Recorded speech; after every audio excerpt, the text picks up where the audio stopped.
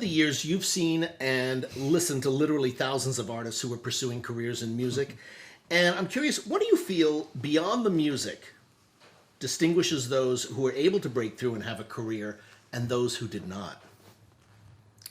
Well, I think one of the simple answers to a question like that is that the artist, yes, we talk about songs and they must have material, whatever the genre of music is, but they've got to have that other thing that I don't think you can dictate, I don't think you can create. You can enhance it, by helping. It's like an actor going to acting classes, but they have to have that inherent talent, and then an acting teacher can help bring it out. So that's what we can do as a business. But that artist has to have that thing that when they stand in front of an audience, or attempt to stand in front of an audience, that they communicate something that makes that audience respond. If you don't have that persona, and it can be flamboyant like a Steve Tyler, or it can be somebody, Adele has it. Mm-hmm. You look at her and you pay attention to her. There's something working here. And so you've got to try, and it's not easy, because a lot of artists can talk the talk and walk the walk a little bit.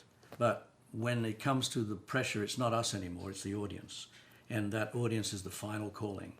And when they say yes or no, you know what your story is. You've got one, you don't have one.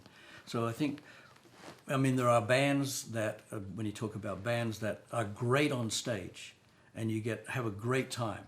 But when you listen to them cold, with no backdrop, no ambience around you, just listen to the music. If the songs aren't there, and that thing that Mick Jagger has, the great lead singers and bands always had that thing that connected you. They had the material as well. But they have that unknown, it's the star quality. And there's a lot of varying levels of that, and there's some artists that have a quality that works and they have a successful career on a certain level, and then you get the stars that go all the way and they become monstrous. Whitney, unfortunately no longer with us. Whitney had that persona. She was a singer of songs. When she sang it, you paid attention, you listened. Celine was the same way, and now Adele is doing the same thing, but with her own material.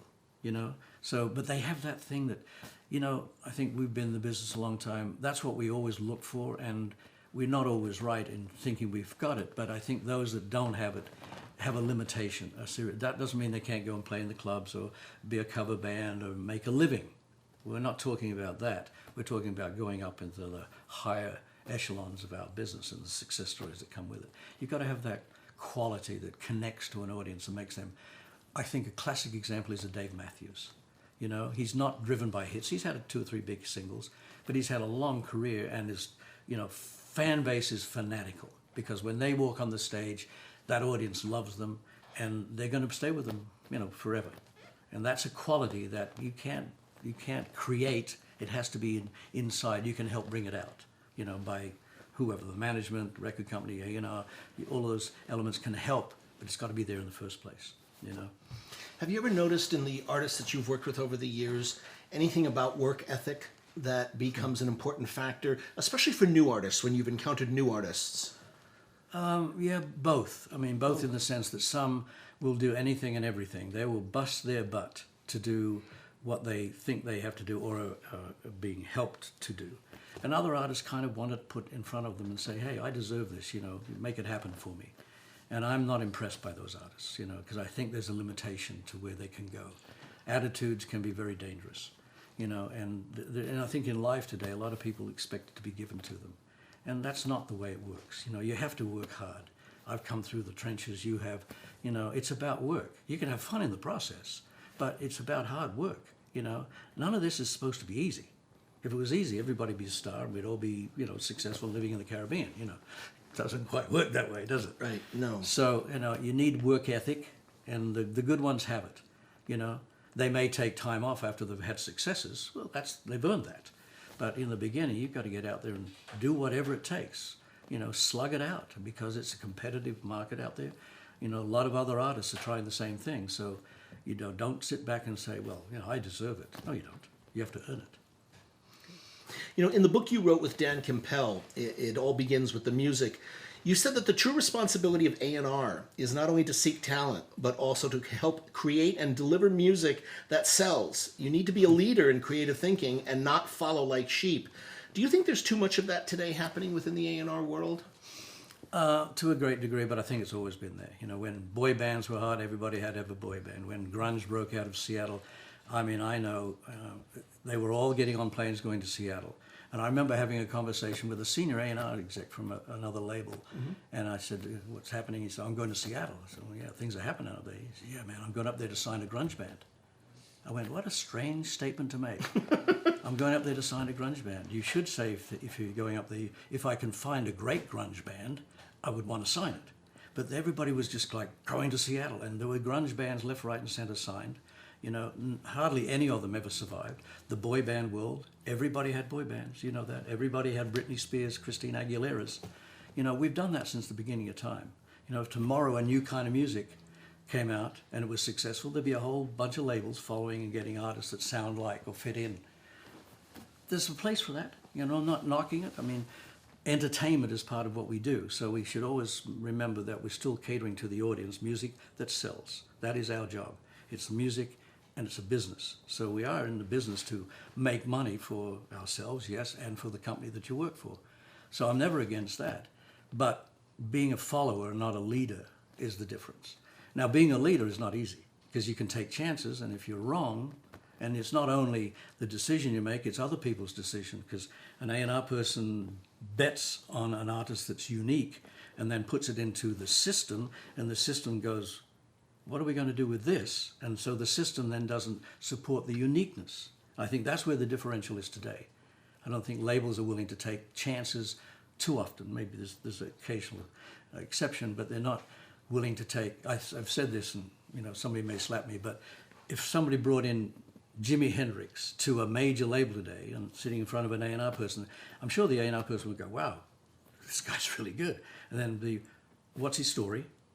Has he done anything yet? Or what the hell am I going to do with this? The label, we don't have radio. Radio doesn't play this kind of music. And that type of artist would be rejected based upon the system may not support it. But the great artists didn't, they broke through the system because they were great. And we don't take chances on greatness anymore. And it's not easy again. The percentages are tough and tight. But I miss that part of it. I think there's a need. I love hits. I've loved hits since the day I started getting excited about music. And I'm a pop person, there's no question. But I also love the combination of talent and pop. You know, I've heard and had successes with pop singles. I knew there was no real future, but you've got to have a business.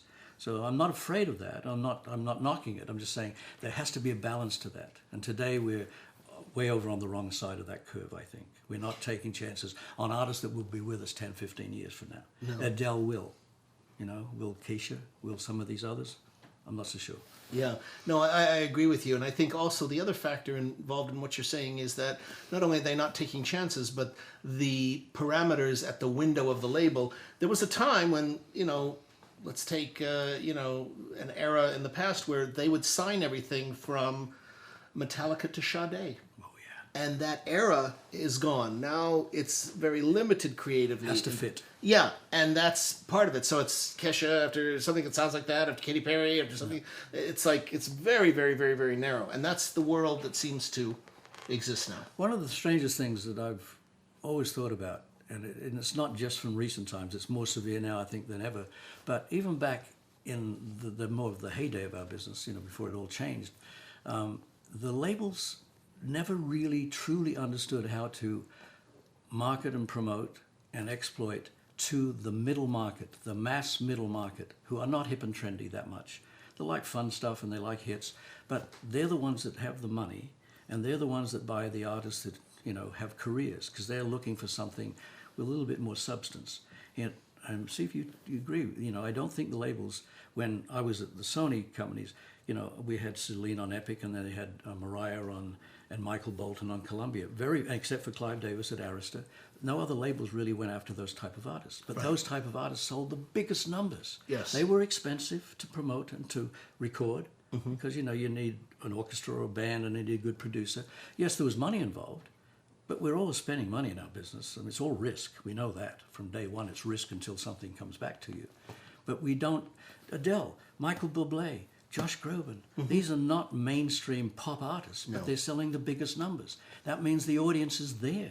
Why don't we try and reach that audience more and more? Well, I agree with you 100%. It's that adult market that the labels seem to be very adverse to, and it's Well, they're very driven, strange. I think mostly they're driven, how do we get this on radio? And the radio that sells the most music, of course, is pop. So they focus pretty much everything. There are exceptions, but they focus pretty much everything on the pop mainstream. But Bublé and Groban, I mean, Groban I don't think has ever had a top 20 hit, ever. No. Bublé has just in the last year and a half. But all of his not first, on mainstream top no, 40. but his first 4 albums had nothing, and he has sold millions, and he sells out arenas.